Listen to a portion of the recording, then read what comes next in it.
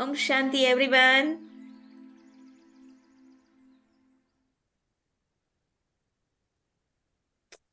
I have been in Gyan for about 28 years. And all my 28 years in Gyan, I have spent in front of Didi. When I was just about 6 months in Gyan, first time Didi came to our center. So I was based in a city called Newcastle. Newcastle is a sixth largest city in Australia. Now someone has put it in other language, so I can't understand. But don't worry. Okay, if I need to know, you just let me know, Maria. Yes, Okay. yes, I'll let you know. Yeah. So I came into Gyan in a place called Newcastle, which is the sixth largest city in Australia.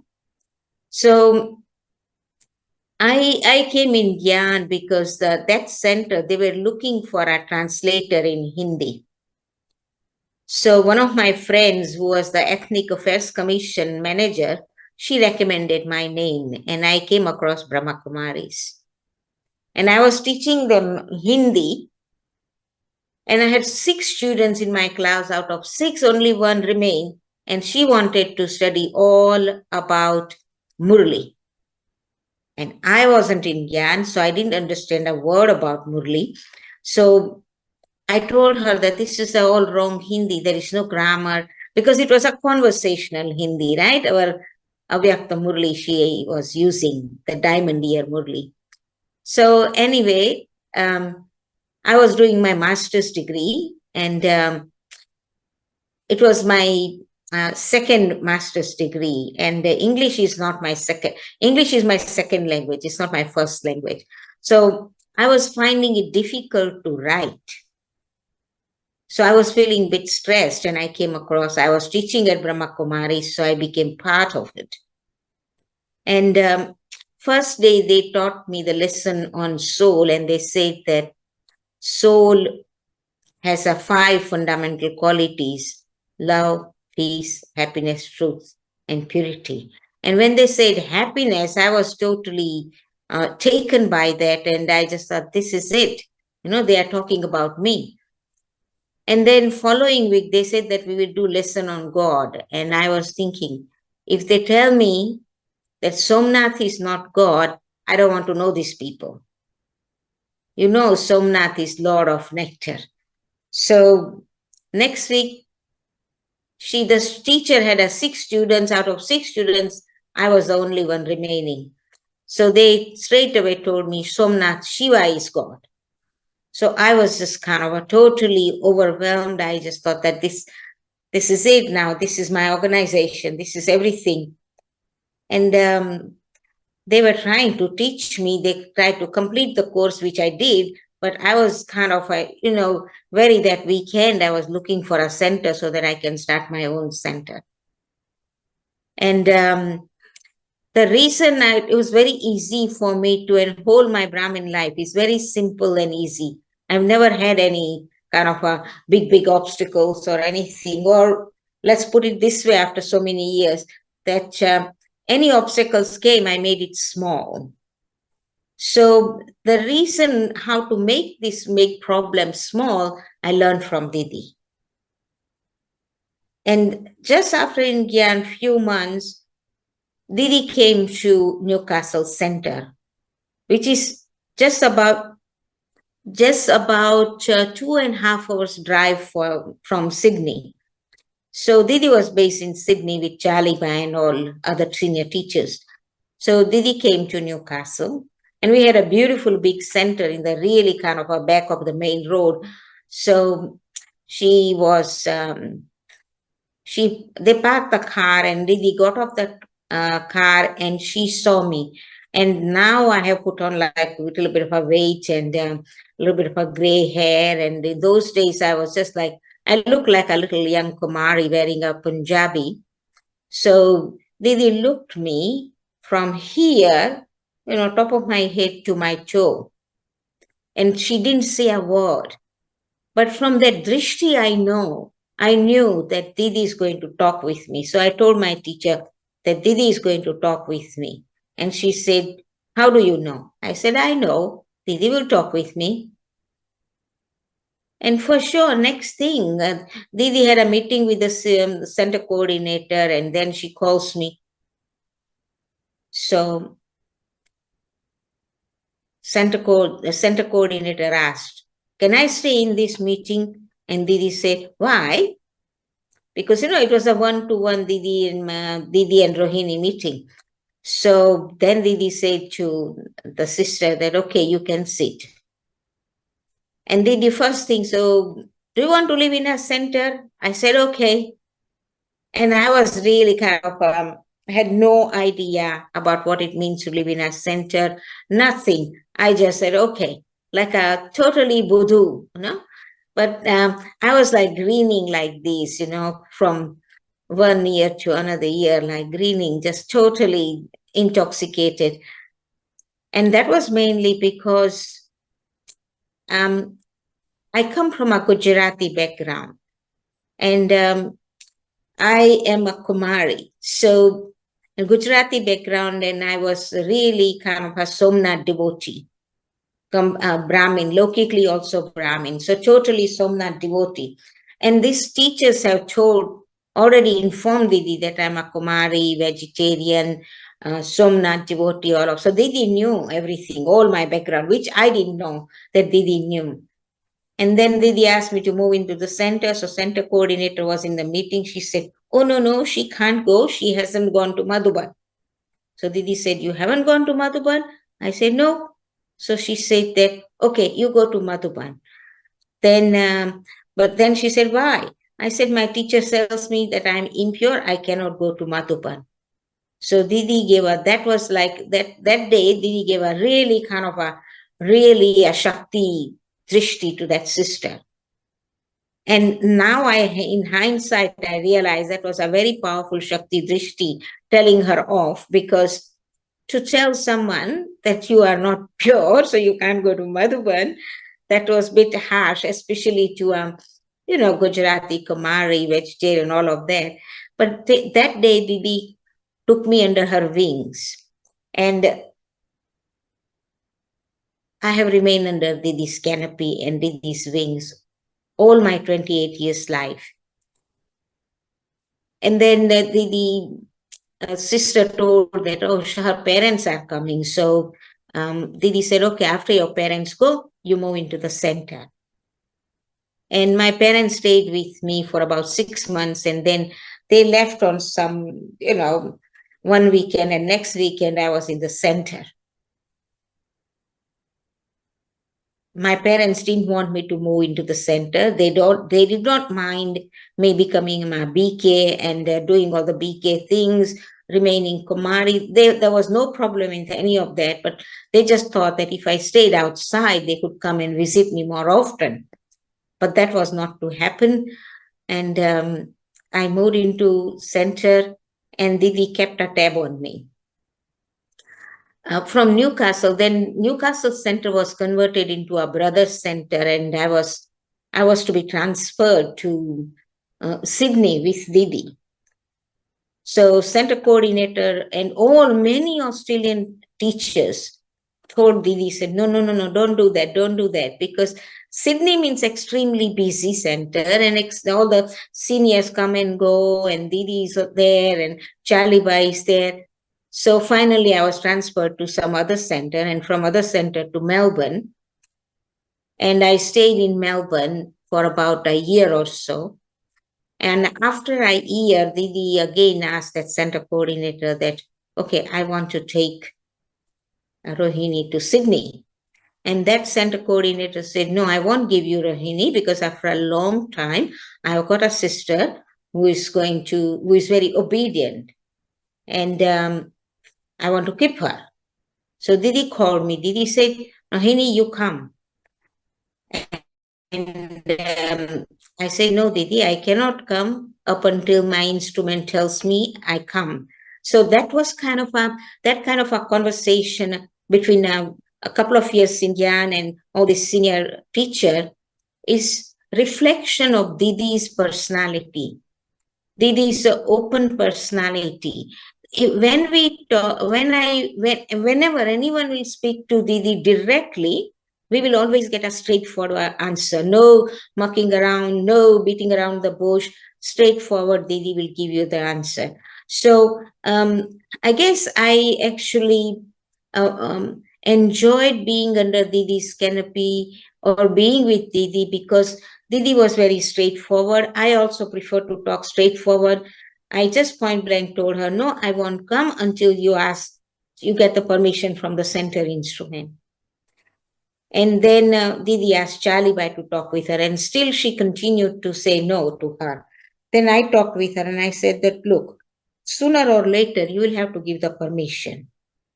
So it is better you give me permission to move. I will not go without your permission, but and I have the courage to tell Didi that, Didi, I will come only when you have I get your blessings. So she finally gave me blessing. Not only that, she actually drove me all the way to Sydney, which is 9 hours drive. And once I moved into Sydney with Didi, that was a real training for me as a BK and as a center sister. And I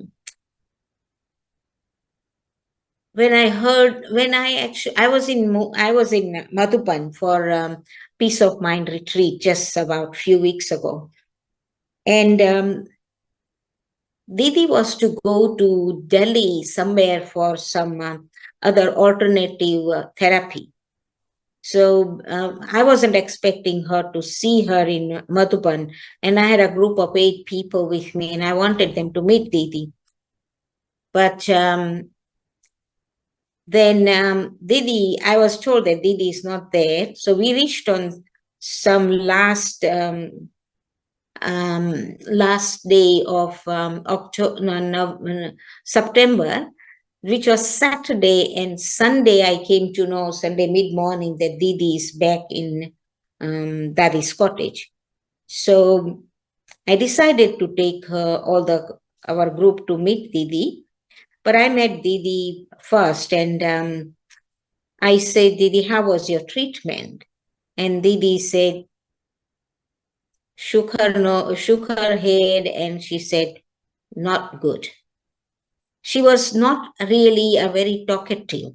It's not like that, when you have a social time and you are all center-versus sitting together and you have a yap, but it wasn't like that. When you are with Didi probably will be reading some newspaper, or you are and having her coffee.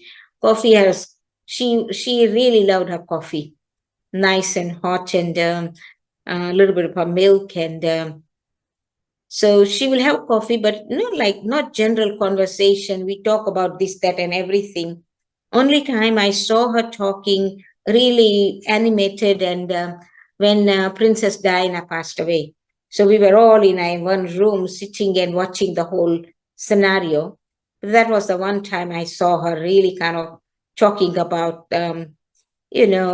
karma and this, that, and everything. It's always spiritual conversation with Didi. So similarly, when I asked Didi wasn't really keen on talking, giving details. She said that, oh no, it wasn't good. And that's it. And then she straight away said that, okay, bring your group. And Didi was so pakka. Didi was very clear who should meet Baba, who should not meet Baba, where do we stand.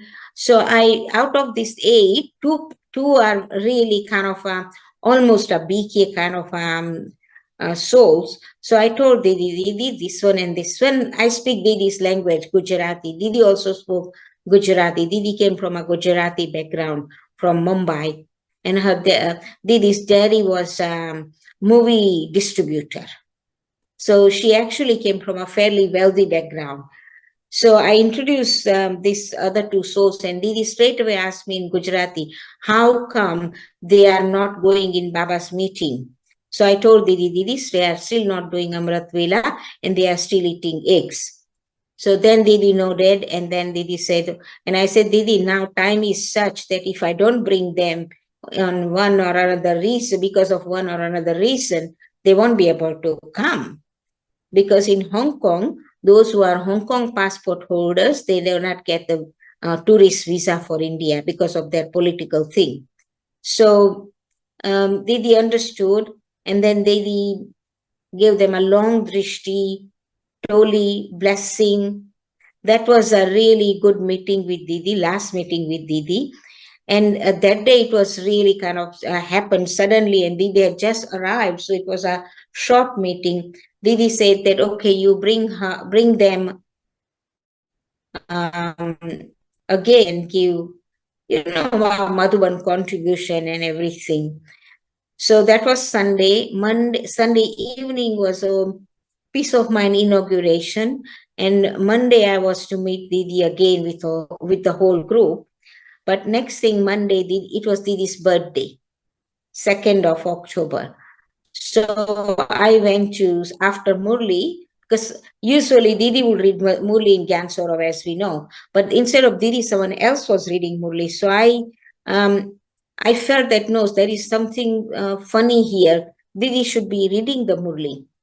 So I went to see Didi to Dadi's cottage, and Didi was sitting in a courtyard, Dadi cottage courtyard, and Didi was giving choli and some gift and everything to Gyansarovar Nivasi. So I saw her from a little distance, and I nodded, she nodded, acknowledged me, but she did not look good. I could, from straight away, I could feel that this is not really a good vibes. And then next thing I see Didi's Brahmani and her nurse literally lifted her to take her to room. And that was for the first time in all my entire life, I saw Didi taking support from someone. All until she went to Gansarovar, she refused to have a Brahmani. I lived with Didi for 5 years, and then I said to Didi, you tell me anytime, I will move in with you. And Didi said, I don't need a support. I don't need a Brahmani. Baba is my support. You stay away. It's like that kind of a straightforward talking. And sometimes when I was young and still new in Gyan, Didi's straightforward talk used to kind of hurt. And when it would hurt, I would share with another senior sister who was living with me in the center. And she told me at that time that Didi may speak straightforward and sometimes it becomes a bit sharp and you don't experience her love, you just experience her law. But there is no one like our Didi because Didi makes us self-sovereign. Didi will not allow a soul to get attached to Didi. And she explained to me that whenever we begin to feel that, oh, Didi is kind of, hurting me, and we take sorrow, that means it is our attachment to Didi. So I have gone through that experience of having attachment to Didi. But another thing Didi taught, and that whenever I got hurt, I would be crying also. So Didi never let you get attached to her, and her strict instruction to all the Santavasis is to never shed tears. I remember one time I was coordinating Newcastle Center, and someone complained about me to Charlie Bai. So Charlie Bai called me, and on the phone she took me left, right, and center. So he was really, Charlie Bai is never actually harsh or sharp or, Charlie Bai is very sweet. But that day he was a little bit strong with me. So I just started to cry. And then after a week later, I went to Sydney to plan Didi's program for our center. So we planned the program. I gave her the news, and then Charlie Bai said, you tell her about that incident. You tell her." I said, "Okay." So I told Didi. So Didi knows how to make soul feel light. So Didi straight away said, she just smiled, gave me this, and she said, "Storm in a teacup." So Charlie Bai was a bit actually surprised with Didi's comment. And then Charlie Bai left from the meeting. Didi asked me to stay a little bit longer. And first question she asked, "Why did you cry? Do you not have a father? Who is your father?" So every action Didi performed or every comment Didi made, she made it a point to take us to Baba. In my experience, not just with this Didi, but Dadis also, they always take us to Baba. They do not come between, like the way Father Brahma remains the agent. And really, when we are taking drishti from Baba, Father Brahma moves away and our direct connection is established. So similarly, Didi always connected. So Didi was truly Baba's, Father Brahma's child. She was truly Mama's child. She really connected you with Baba alone and Baba alone. In one time I remember, we had one sister. She was Italian sister, and she used to come to Asheville Center, changing two trains and two buses, and she was in her late 60s to early 70s. So she will travel for 2 hours, and then she will do the all the cleaning, vacuuming and washing the toilets and all of that. One day she went to Didi. She used to do Didi's ironing and everything. So Didi had a lot of love for all mothers and Kumaris. So Didi, she went to Didi and she told Didi, "Didi, I have never experienced Baba's love. What it means to be in going into Baba's lap." So Didi said that, "Okay, go in Baba's room and sit in yoga." So Didi was such very disciplined and very caring and very loving. I was cooking in the kitchen, so she told me, "I'm in Baba's room with Tina. Do not disturb me. If a phone call comes, tell them to call me later, but next half an hour, don't disturb me." And then Didi sat in yoga. Then after 15 minutes, Didi asked that sister to come to Didi. Didi, we had a couch I don't know any of you have visited Australia, but in our old center, which was Baba's property, in ground floor, we had a huge Baba's room. And we had a two on the both sides of the wall. We had a long lounges. So a single lounges. So we sat right in front first one, and then the sister was sitting right at the back. Didi called her, and Didi asked her to put her head in her left side of the lap, and Didi put her hand on her head, and Didi was totally separate, and Didi gave her Baba's experience of Baba's love. Of course, that sister was very close to me, so she told me, but I was a bit curious. I said that, "Oh, so what is Didi doing?"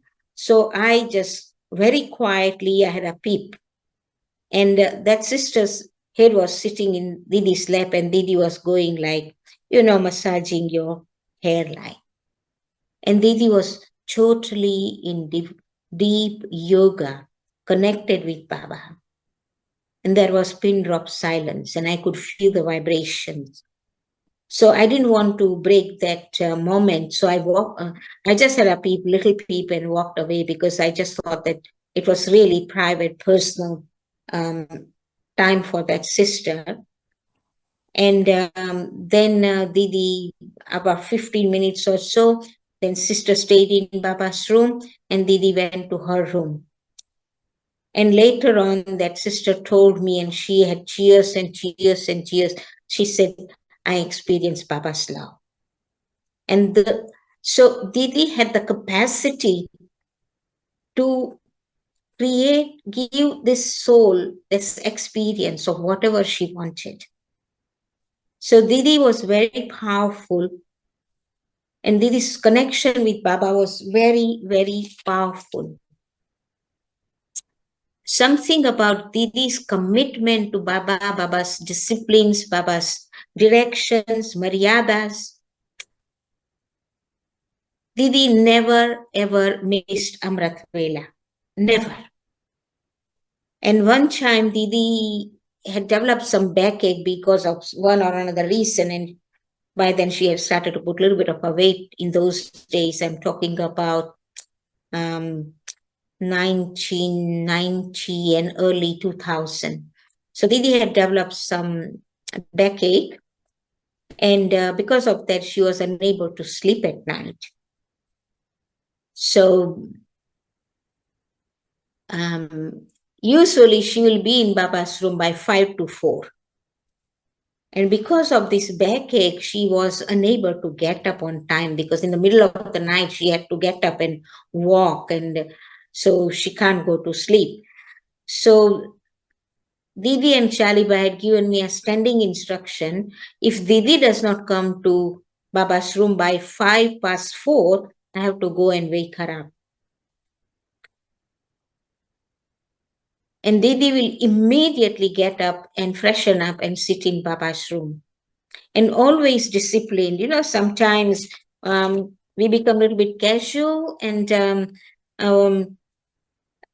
we just think that, 5 minutes here and there, or wearing, our night dress and going into yoga, Amrit Vela. Didi wasn't like that. Didi was very strict about discipline.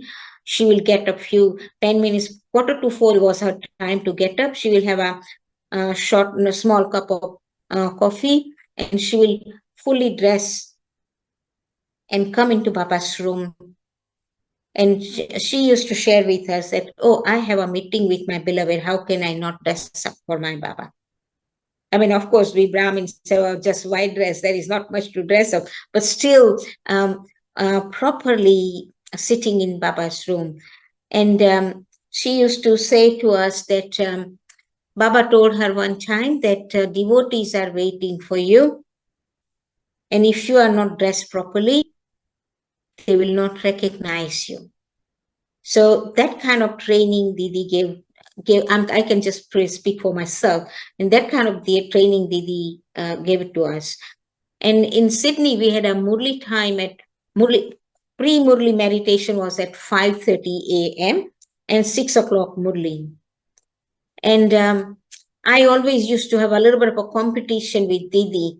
I always aimed to reach there before Didi by 5:30 sharp. Somehow, I always will be 1 or 2 minutes late. Didi will be always ahead, sitting on the Gandhi, and I would just think that, oh goodness me, I miss. And Didi was smiling. Didi knew that I was competing with her on that one. But and Didi was also very firm about one thing. She said, which Dadi Chanki also used to say, that if you sit at the back in the Murli class, that means you are not a serious, proper student. And Didi told me one time, I was sitting because I had fixed seat. I would sit there, and visitor came and sat there in my seat. So I sat on the side wall. And Didi didn't say anything, but after Murli class, when I was serving her breakfast, she said, if you ever sit again on the side wall, I will not give you drishti. I said, but sis, Didi, see, she was sitting. She said, no excuses. So there was no question of explaining and giving reasons or anything. No, she just, if you are a good student, you will find a spot, always.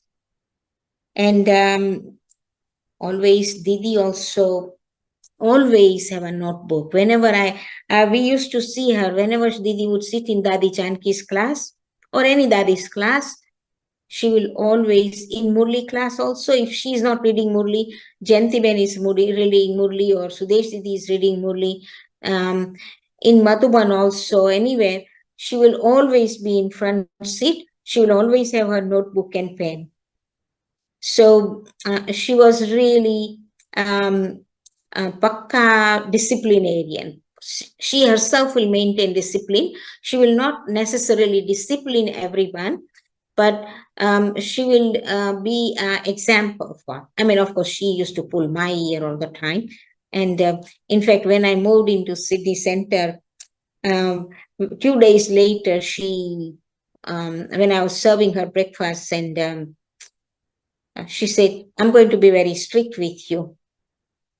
I said, "Okay, better you be very strict with me. I also want you to be strict with me." Because I was the first Bharatvarisi sister in the center. And rest of the others were all Australian sisters. And very long time sisters and very committed. They were all disciplined by Didi only.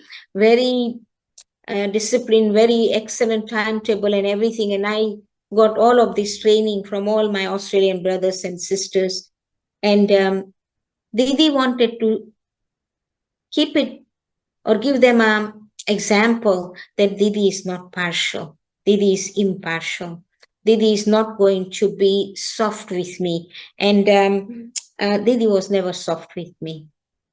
And I have no regrets about it, because when Didi remained strict with me, I learned to be more and more and more disciplined.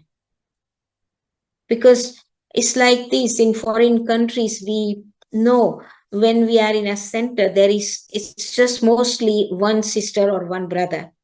We don't have a kind of a lots of half a dozen sisters or full dozen sisters in the center.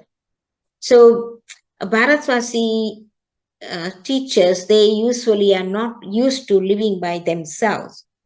So when they asked me to move into coordinate a center by myself, and no one else was there in the center, it was a huge property. So the first thing she asked me that, will you be able to stay by yourself? Because, it's like Australia, you have a big house, you have a backyard, and you have a front yard, and, so, but one of our senior teachers, Bharatvasi teachers, she trained me. When I had a meeting with Didi, she trained me. Didi will ask you this question, or your answer should be yes. Even if you are afraid, you just say yes.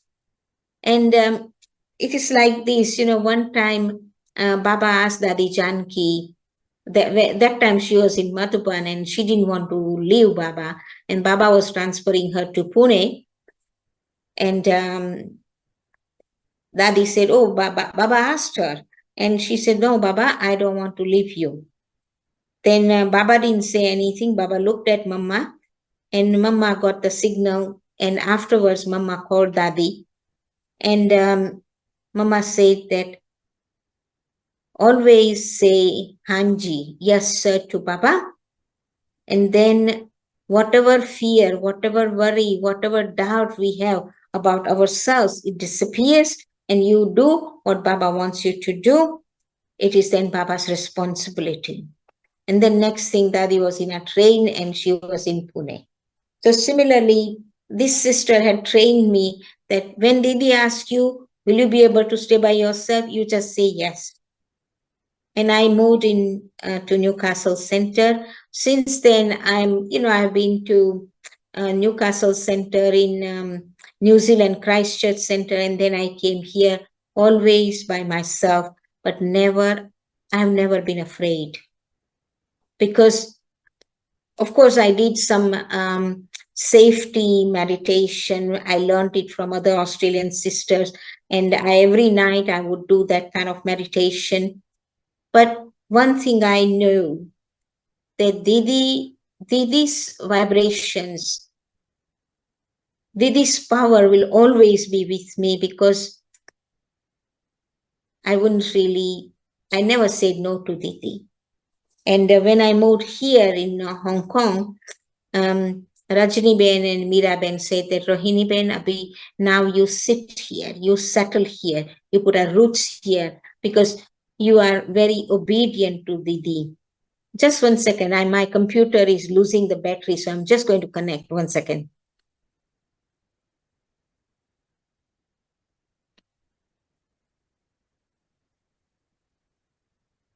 Sorry about that.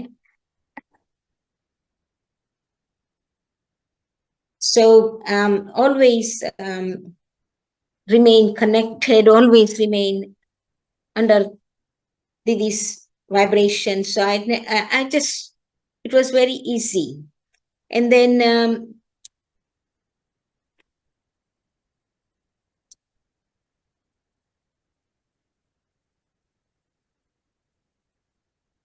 Didi was very, very firm. If you are not doing something right, Didi will tell us straightforward. Didi will always, I mean, at least I can speak for myself. Didi always told me.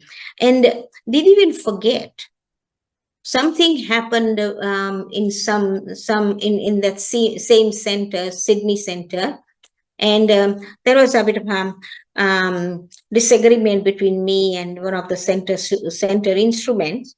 And Didi and Charlie Bhai said, they are not going to say anything to that center instrument. I can do whatever I like. And if I want, I can do the center and go to some other places. So I was just still young. I was not even full 5 years in Gyan. So with this Kumari power, Kumari power, independent power. So I was just kind of huffing and puffing, and then I didn't say anything. And next day, so Didi said that I would. Then I didn't say anything. So Didi said, "Okay, I will send you to this center." And I didn't say anything. Next day, Didi comes as if nothing has happened. Didi never kept anything in her heart. No grudges. Complete cleanliness and straightforwardness. So Didi says,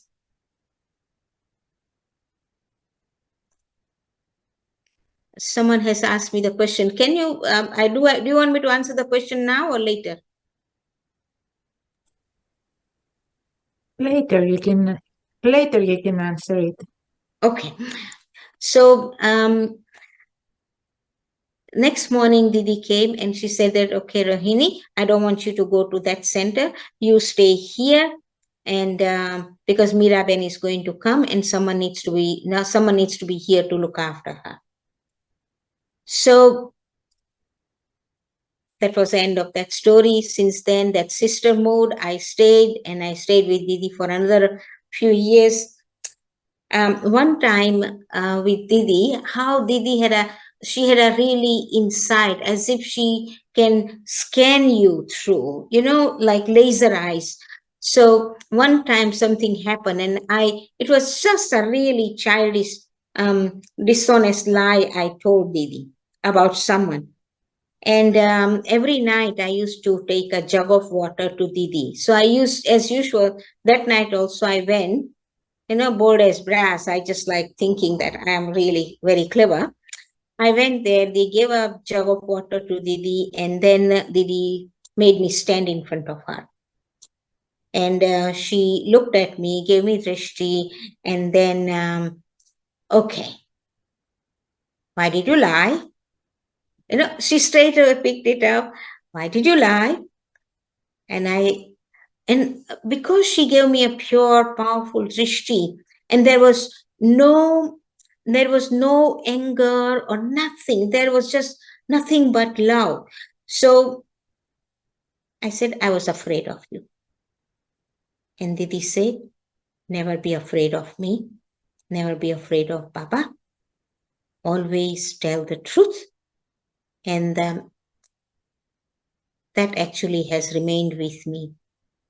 So that actually taught me the biggest lesson is to always remain honest with Baba. Always maintain clean heart, no matter what happens. No matter what happens. And that actually, that's where I became, even though Didi never showed it, never expressed it, never told anyone, but Didi, I knew from the day one.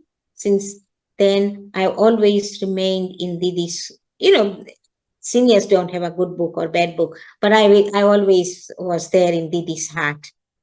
And that also, and that actually gave me, Didi said, never be afraid of me.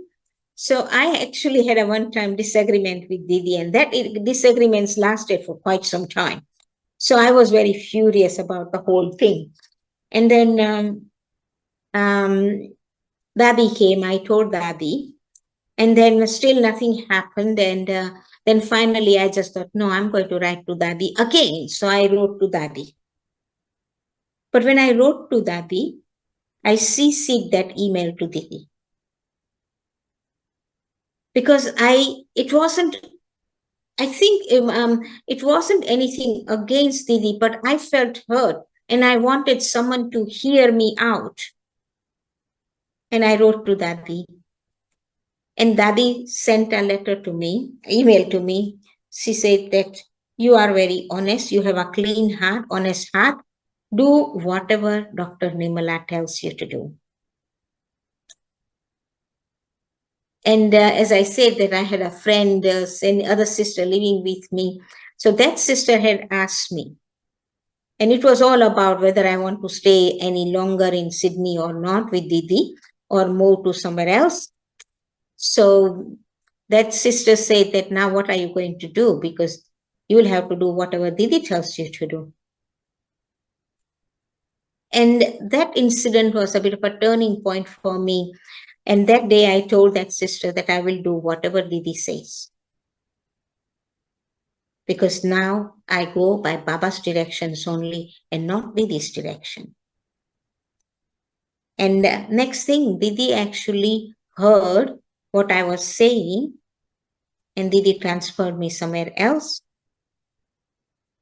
because I just had outgrown Sydney, outgrown Asheville. And those sisters used to tell Didi that you got to give her you have to keep her busy, because I had so much energy, because you are young, young in gyan, young in body. So you are jumping around and you want to do more and more and more service. So then that's when Didi gave me the responsibility of our center. And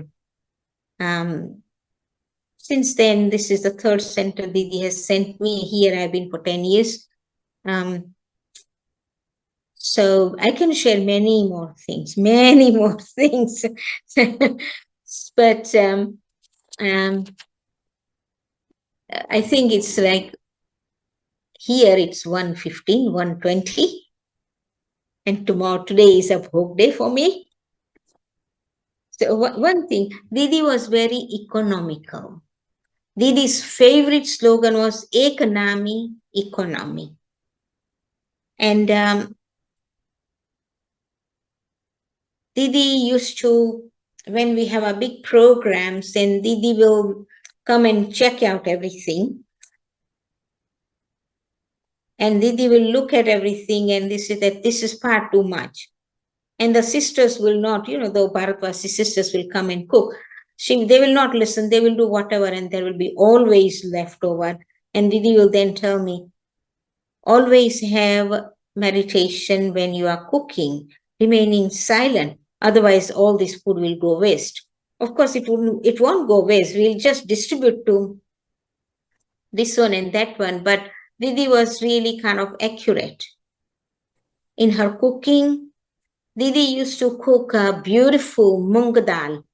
I don't know, yellow split dal. And when she was new in Australia, so brothers will do the rice and everything, but Didi's mung dal. It is actually, that book is, there is a Madhuban cookbook. Didi's dal recipe is in that Madhuban cookbook. And she used to make a Madhuban mung dal for all the brothers. And then she used to make sago pudding she used to make. And I still remember whenever Didi will make a sago pudding, she wanted to make it for herself, and probably she will share a little bit with me. And then there will be a queue of all the other brothers and sisters with a ball, and Didi will laugh, and then Didi will make a bigger pot. But Didi was very simple, very easygoing. She did not really like people eating in the kitchen. She said that you go and sit on the table properly and eat properly. So that was, and Didi could not eat spicy food. No spicy food for Didi. Even ginger spice also, you have to be very careful how much ginger you put in her sabji or in her dal or whatever. And she would just eat 2 chapatis, just 2 small chapatis and one sabji. And I remember the sisters here in Hong Kong were sharing. Everyone was working here. So during the day, no one would be around. So one of the Nepali sisters, she will cook some sabji for Didi, and Didi will make her own chapati. So Didi was very simple. She will always self-help. She did not require anything. Her needs were simple. Her mind was simple. Her heart was simple. Everything simple and straightforward. Honesty really was top on her list. And she expected the same. And I do know Australian sisters and brothers who lived in the center, they were also always straightforward with Didi.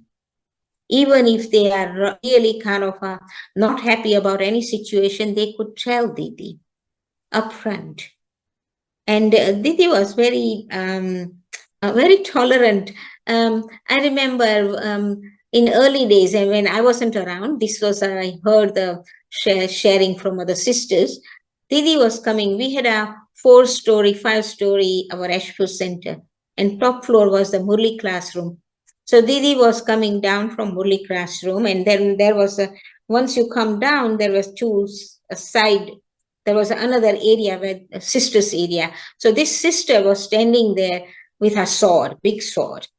And Didi is coming down, and she came in like wearing all these gears, shield and headgear and everything. And she said, "Who goes there?" And she put a big sword in front of Didi, and Didi just goes, "Ha!" Didi had a big bellyful laugh in the beginning.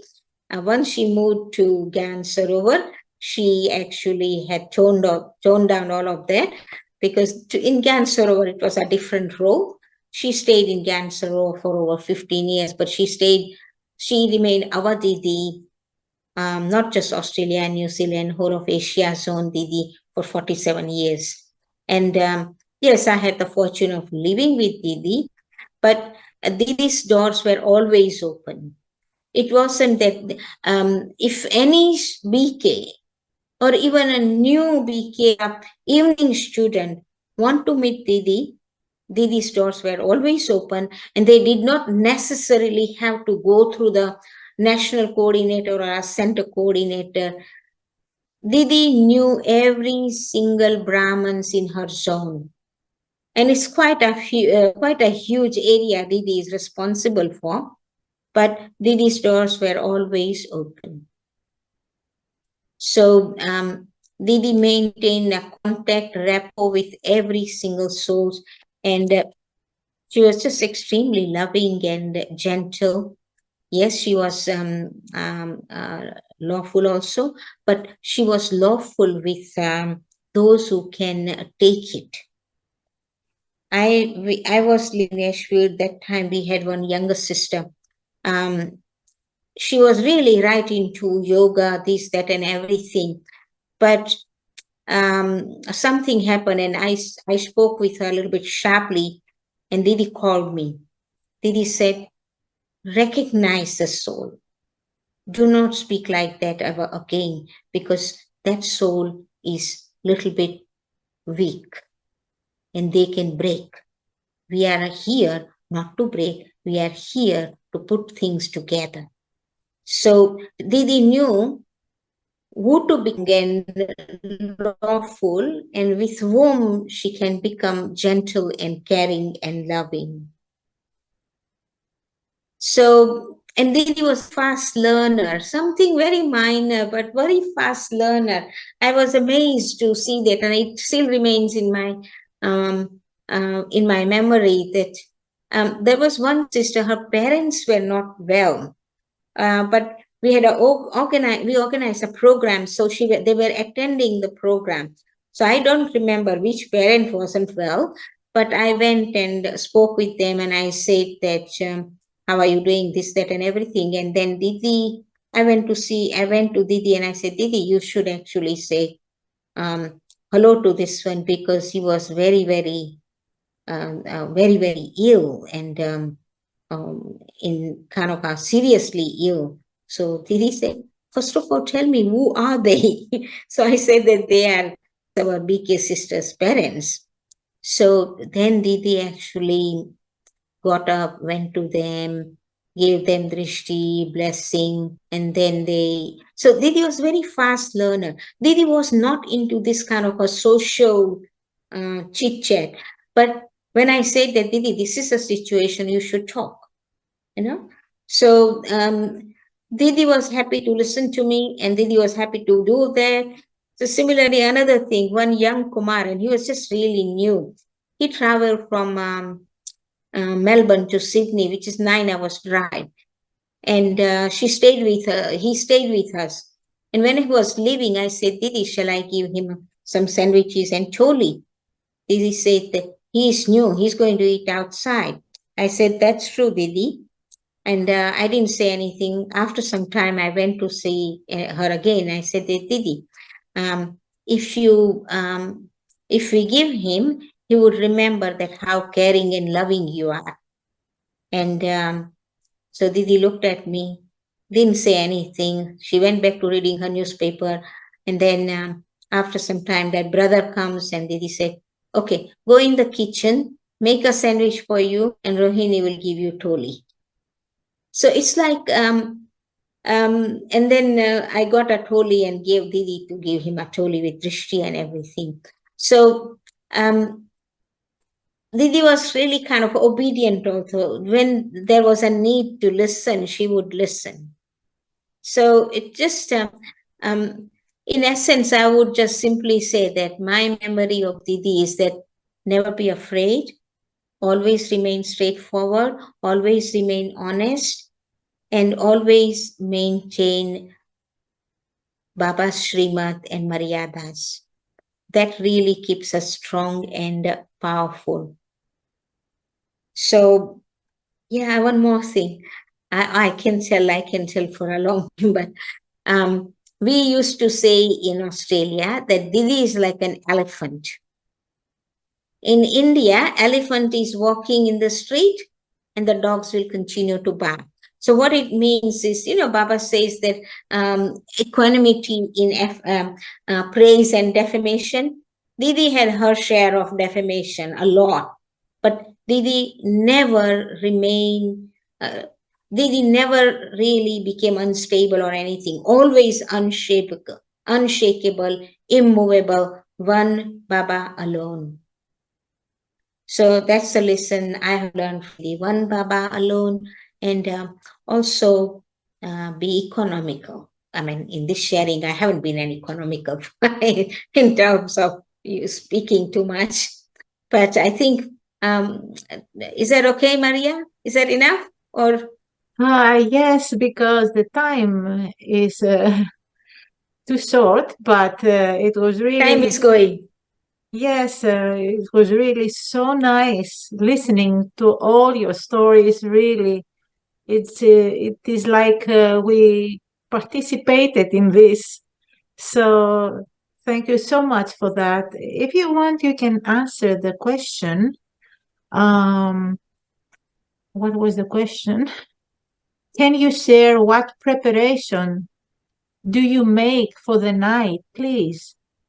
The one that the Australian sister told you when you went to stay alone in the center.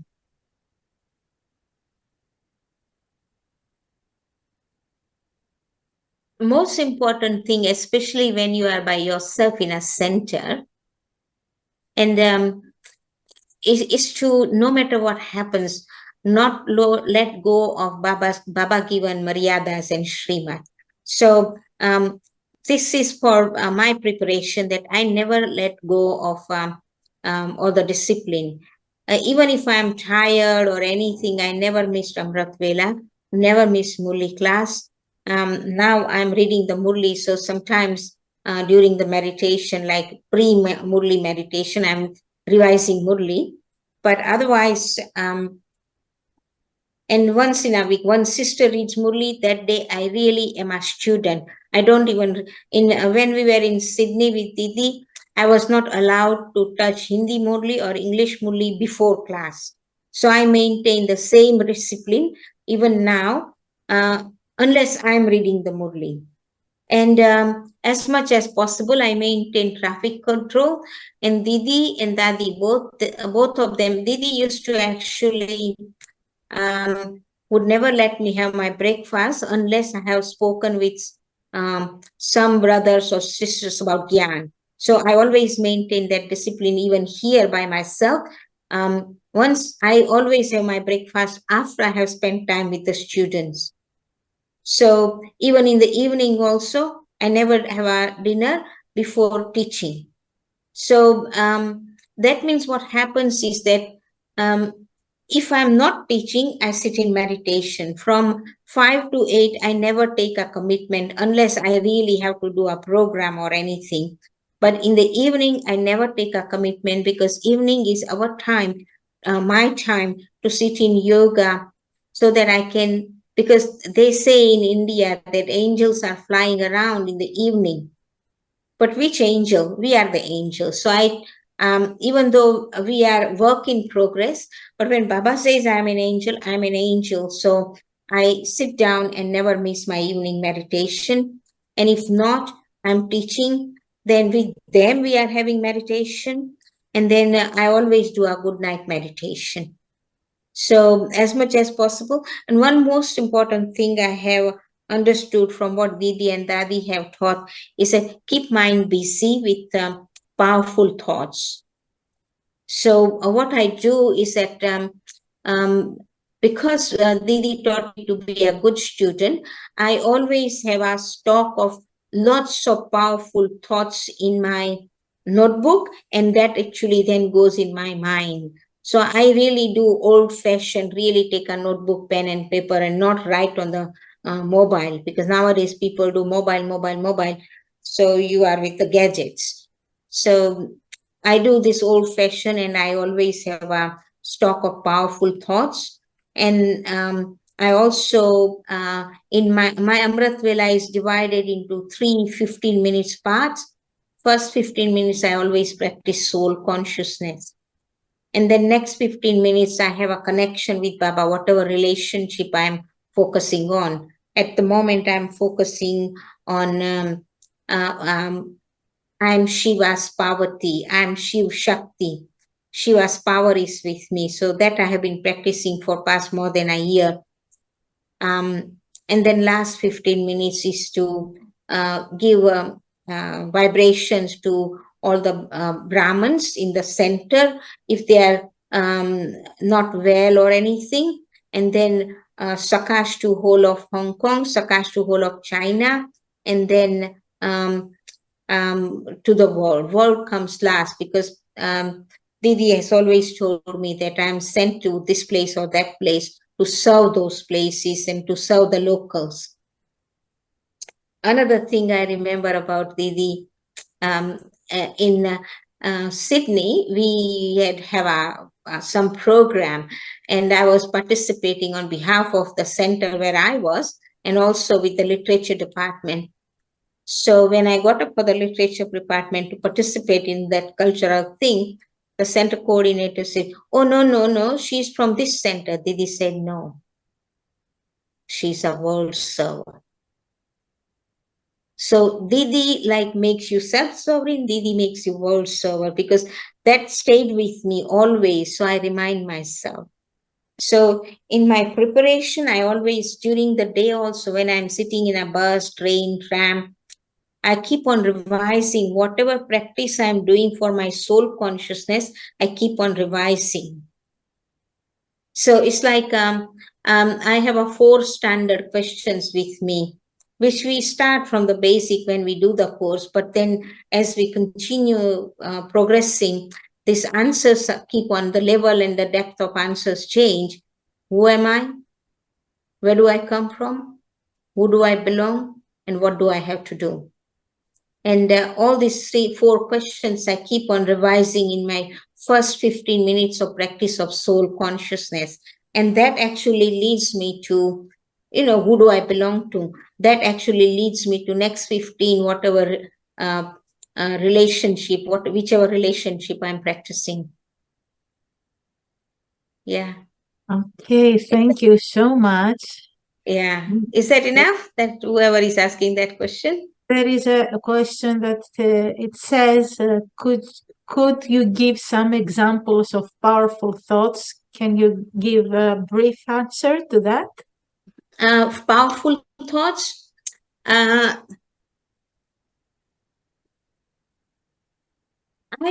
have a whole series of thoughts. Like right now, I'm practicing 4 powerful thoughts, and one of that is that because this is the ultimate stage of being Baba's Gopika. Gopi, the lover of God. Gop is a male lover of God. Gopi is a female lover of God. And and Baba says Baba is the father of gopis and father of gops and gopis.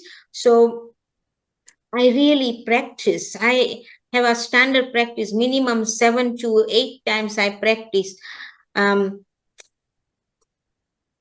I'm totally absorbed in love. I'm a gopi, absorbed in Gopi Vallabh father's love. That deep.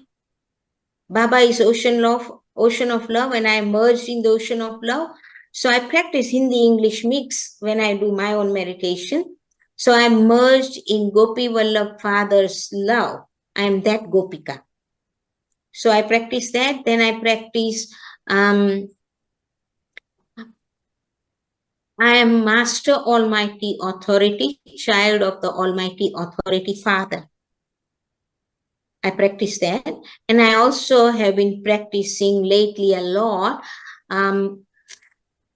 My father is incorporeal, egoless, viceless, and I am a child of incorporeal, egoless, viceless father. I am incorporeal, egoless, viceless Shaligram, because that's a soul world stage.